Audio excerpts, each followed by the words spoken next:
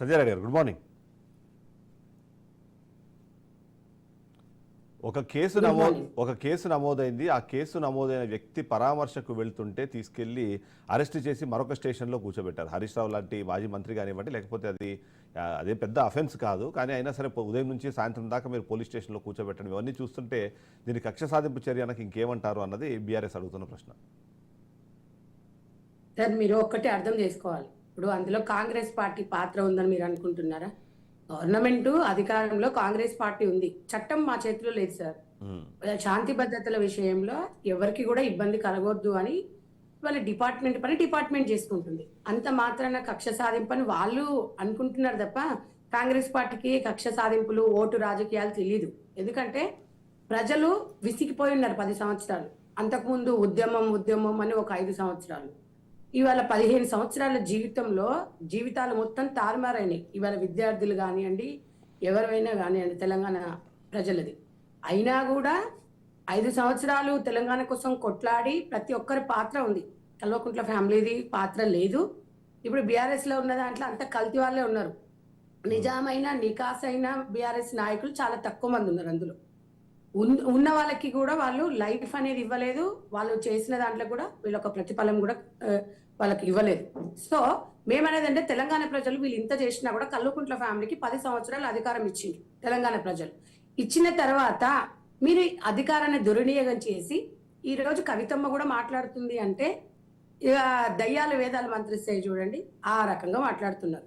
గతంలో మీ నాయన పాలనలో నువ్వు కూడా ఇప్పుడు మీరు కూడా ఒక ఎమ్మెల్సీ ఉన్నారు కదా, కాంగ్రెస్ వాళ్ళని ఇష్టానుసారంగా అసలు బయటికి వెళ్లకుండా, అంటే కాంగ్రెస్ అనే కాదు, ఇప్పుడు ఊర్లలో మామూలుగా ఎంపీపీలు ఇక్కడ ఫర్ ఎగ్జాంపుల్ చౌటుప్పల్లో ఒక ఎంపీపీని అయితే మధ్యరాత్రి మహిళనండి పార్టీ మారమని చెప్పేసి తనని నానా విధాలుగా ఇబ్బందులు పెట్టి అట్లా వాళ్ళని భయాభ్రంతులకు గురి చేసి వినకపోతే ఆ రకంగా చేసిన మేము అట్లా చేయలేదు సార్. మేము చెయ్యం కూడా, మాకు అంత అవసరం లేదు. ఎందుకంటే ప్రజలు తెలంగాణలో ఇచ్చిన హామీలు నెరవేర్చండి, రుణమాఫీ కానీ రైతు భరోసా కానీ, నిత్యావసర వస్తువులు ధరలు పెరుగుతున్నాయి దేశంలో, మరి బీజేపీ పార్టీ మీద ఒత్తిడి చేయాలి, కాంగ్రెస్ పార్టీ ప్రజల వైపున మాట్లాడాలి, ప్రజల గురించి ఆలోచించాలని మాకు ఒక అవకాశం.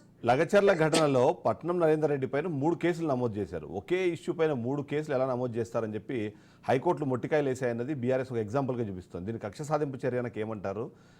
అంటే మీరు అధికారంలోకి వచ్చిన సంవత్సర కాలంలో వందలాది కేసులు, అంటే వందలాది మీద వేలాది కేసులు పెట్టారు. మీరు ఒక్కొక్కరి మీద 30-40 కేసులు పెట్టే ప్రయత్నం చేస్తున్నారు.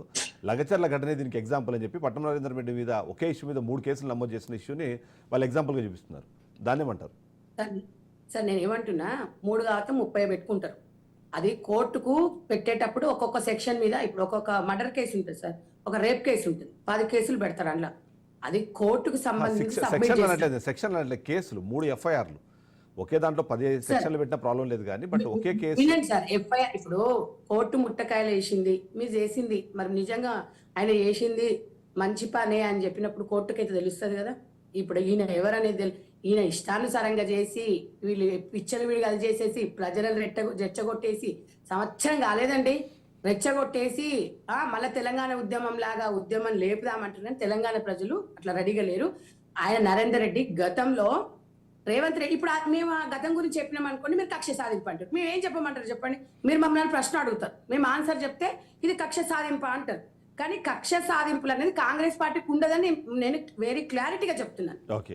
కక్ష సాధింపు ఒకటి సార్, కక్ష సాధింపు చేసినంత మాత్రం నేను అనేది ఏంటంటే ఒకటే చెప్తున్నాను సార్, తెలంగాణలో ప్రజలు ఎవరికి తీర్పిచ్చినా, బీఆర్ఎస్ కి ఇవ్వని, బీజేపీకి ఇవ్వని, కాంగ్రెస్ కి ఇవ్వని, ఎవరికి అధికారం ఇచ్చినా కూడా ప్రజల తరపున మనము మాట్లాడాలి తప్ప ఇవి ప్రజలను, అంటే ప్రజలు పిచ్చోళ్ళు, వాళ్ళు పనిలేక ఓట్లు వేసిండ్రు అందుకని చెప్పేసి అధికారంలోకి వచ్చిరు అనే విధంగా ప్రజలను ఇబ్బంది పెట్టి ప్రజలను హింసించకూడదు.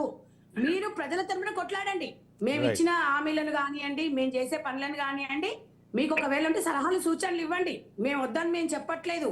మీరు 10 సంవత్సరాలలో చెయ్యండి, 6 నెలల నుంచి 3 నెలల నుంచి వెనక మీరు అడగానే మేము చెయ్యం. మీరేం వేయలే మా కోట్లు, తెలంగాణ ప్రజలు వేసిరు, 10 సంవత్సరాలు మిమ్మల్ని భరించిరు, మాకు 1 ఇయర్ అయ్యింది, మేము 4 సంవత్సరాలు అధికారంలో ఉంటాం. ఎవరు అవునన్నా కాదన్నా ప్రజలు ఇచ్చిన తీర్పుని మేము గౌరవిస్తాము, ప్రజలకు ఇచ్చిన హామీలు నెరవేరుస్తాం. ఒకవేళ మేము నెరవేర్చలేదు అనుకోండి, మేము నిజంగానే వాళ్ళకి అది కాదంటూ వాళ్ళకి ఇస్తారు కదా సార్. Right. ఇప్పుడు రోడ్ల మీదకి రావాల్సిందంటే మీనా ఇలా బీఆర్ఎస్ ప్రభుత్వం 7 సంవత్సరాలు సార్ వచ్చిన ఆ 10 సంవత్సరాలలో వచ్చిన ఒక్క సంవత్సరంలోనే ఆ రేషన్ కార్డులు ఇచ్చింది.